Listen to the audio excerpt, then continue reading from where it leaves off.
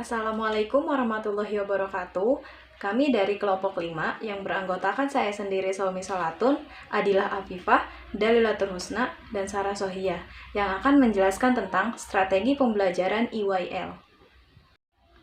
Strategi pembelajaran listening. Menurut Strickland 2004 menegaskan bahwa pembelajaran keterampilan mendengarkan perlu dilakukan karena mendengarkan memberikan fondasi bagi pengembangnya. Proses komunikasi selanjutnya. Ketika bahasa semakin berkembang dan meluas, keterampilan mendengarkan tetap menjadi cara utama untuk memperoleh pengetahuan dan keterampilan linguistik. Dalam kegiatan pembelajaran mendengarkan, terdapat 3 fase utama yang harus ditempuh, yaitu pertama, before listening, kedua, during listening, dan yang ketiga, after listening. Before listening, di mana guru memperkenalkan topik dan mengamati kesiapan siswa terkait topik tersebut. Yang kedua, during listening, yaitu di mana guru menjelaskan rangkaian kegiatan dan tujuan kegiatan mendengarkan. Apakah untuk mencari informasi umum, informasi khusus, atau informasi tertentu yang akan digunakan peserta didik dalam menyelesaikan tugas. Dan yang terakhir yaitu after listening, yaitu di mana guru membantu siswa mengingat kosakata yang telah dipelajari dalam berbagai aktivitas seperti berdiskusi kelompok, tugas menulis, proyek kerajinan, permainan, atau yang lainnya.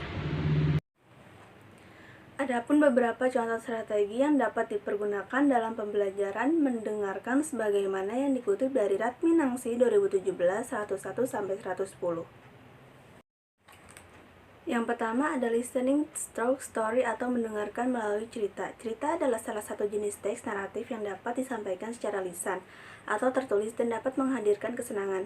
Cerita tersebut dapat digunakan dalam dunia pendidikan, khususnya untuk mengembangkan keterampilan mendengarkan serta kelancaran dalam berbicara. Yang kedua, rider strategi. Strategi rider merupakan modifikasi dari rider, yaitu strategi pembelajaran mendengarkan yang dikomunikasikan dengan metode visualisasi.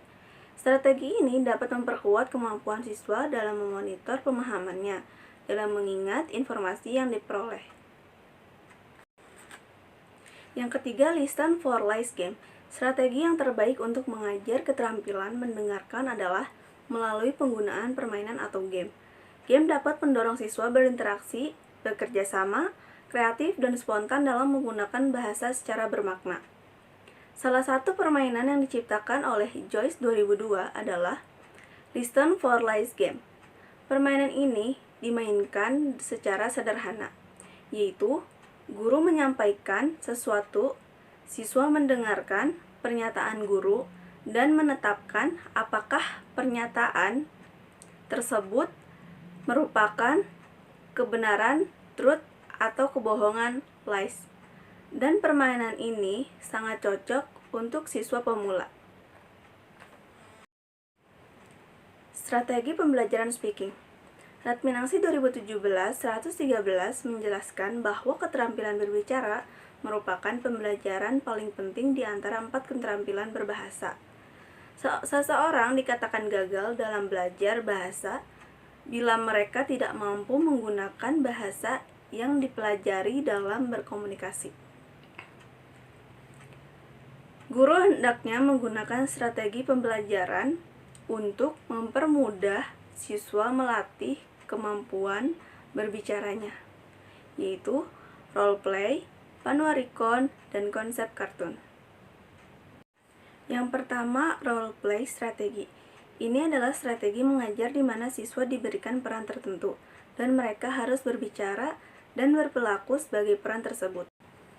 Yang kedua, panuarikon. Panuarikon adalah sebuah strategi mengajar yang mengatur siswa dalam kelas oral untuk membentuk lingkaran berputar.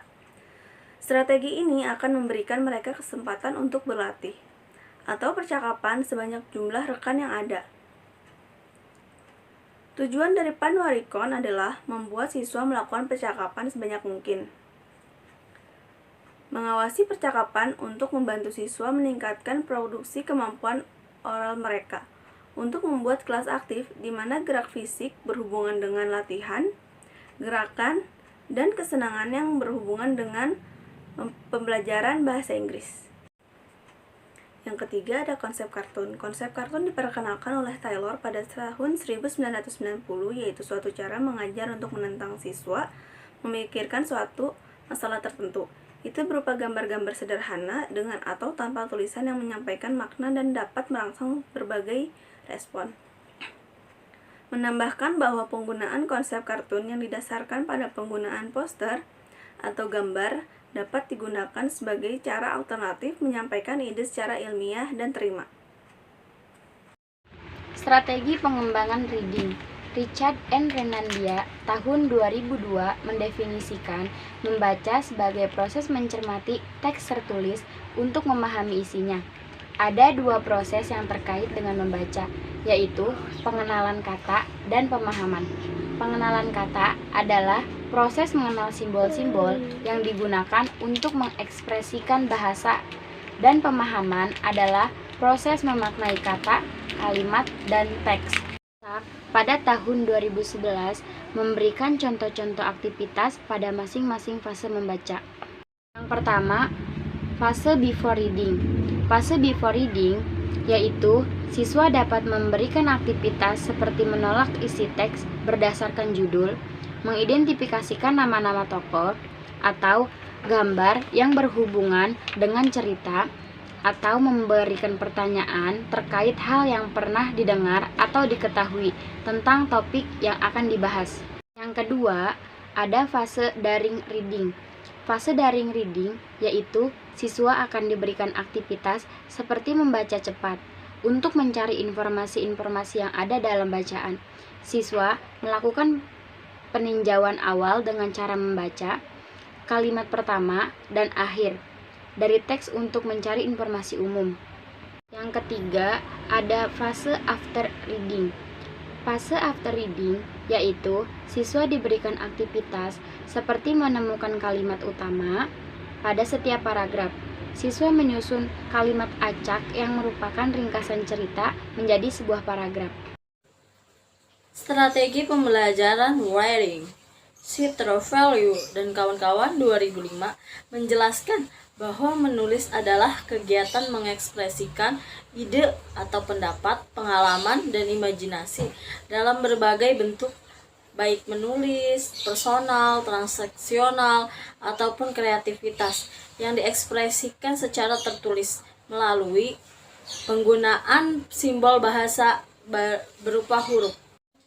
Setiap jenis tulisan menghendaki pembelajaran untuk menggunakan kosakata, format, dan register yang berbeda-beda, sehingga kemampuan seseorang dalam menulis satu jenis teks tertentu belum tentu dibarengi dengan kemampuan pada jenis teks lain.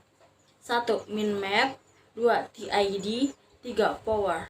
Steele 2005 dan Larch 2009 menjelaskan bahwa min map sering disebut dengan spidergram adalah sebuah strategi untuk membuat catatan topik sebelum menulis yang awalnya diperkenalkan oleh Tony Burzan. Itu sebuah pendekatan pembelajaran berbasis otak yang memfokuskan pada proses memaksimalkan penggunaan otak. Pihak 2003 menjelaskan bahwa TAD adalah suara strategi menulis yang merupakan akronomi dari transition, action, and detail. Strategi ini bisa digunakan pembelajaran untuk mengorganisasikan tulisan pada fase pre-working dengan mengaplikasikan chart dengan menempatkan ide mereka dalam kolom secara sistematis. Yang 1998 menjabarkan bahwa power adalah sebuah strategi yang sangat berguna untuk mengarahkan siswa pemula dalam proses menulis yang terdiri dari 6 tahap, antara lain rewrite, organizer, write, refresh, and share. Strategi power kepada siswa pentingnya proses dan peningkatan yang dapat menumbuhkan percaya diri dari motivasi. Cukup sekian presentasi dari kelompok kami, kurang lebihnya mohon maaf. Wassalamualaikum warahmatullahi wabarakatuh.